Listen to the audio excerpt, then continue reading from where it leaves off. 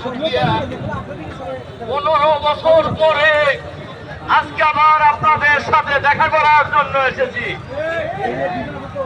এই 15 বছর উল্লাপাড়ায় আমাকে আসতে দেওয়া হয় না। কারা আসতে দেয় নাই আপনারা ভালো করেই জানেন।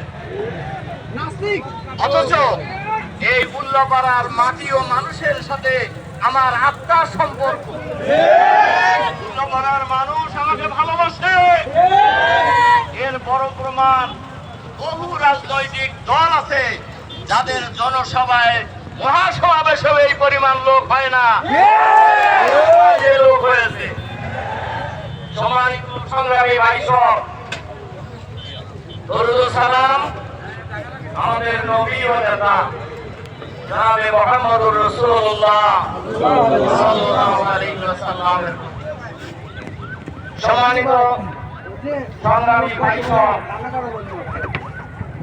আপনারা জানেন দীর্ঘ 15 বছর 7 মাস 5 দিন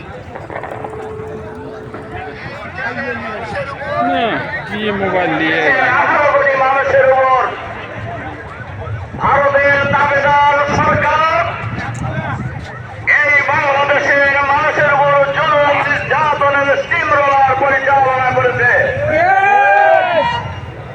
এই জুলুম নির্যাতনের কারণে শুধু বাংলাদেশের রাজনৈতিক দলের নেতাকর্মীরা নির্যাতিত হয়নি, এই দেশের সাধারণ মানুষ, খেটেখাওয়া মানুষ, রিকশাওয়ালা, ভ্যানওয়ালা, কৃষক, শ্রমিক, মেহনতি মানুষ, এই শ্রেণীর ছাত্ররা নির্যাতিত, বঞ্চিত এবং জুলুম নির্যাতনের শিকার হয়েছে।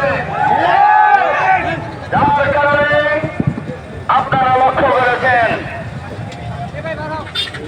বৈষম্য বিরোধী ছাত্র আন্দোলনের নামে যে আন্দোলন শুরু হয়েছিল, এই আন্দোলনের ইতিহাস আপনারা জানেন। কেন আন্দোলন শুরু হলো? বাংলাদেশের মানুষ হল 18 কোটি। বাংলাদেশের মানুষ হল 18 কোটি।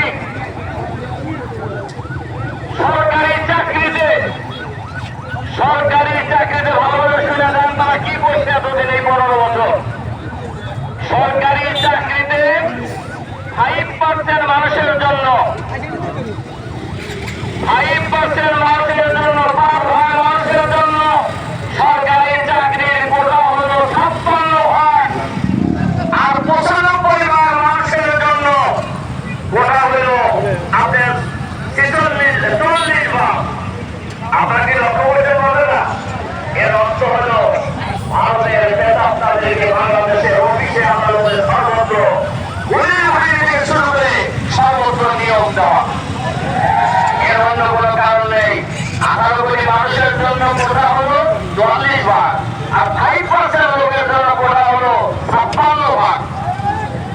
যার কারণে এদেশের সকল শ্রেণীর ছাত্র জনতা বৈষম্য বিরোধী ছাত্র আন্দোলনের ব্যানারে এই সরকারের বিরুদ্ধে ঐক্যবদ্ধ প্রতিরোধ গড়ে তুলেছিল।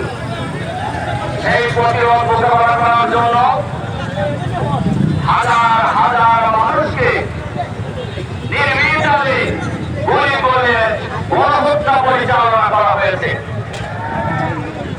বহু গণকবরটাও হয়েছে ঢাকায়। এখানে নিহত হয়েছে কারা?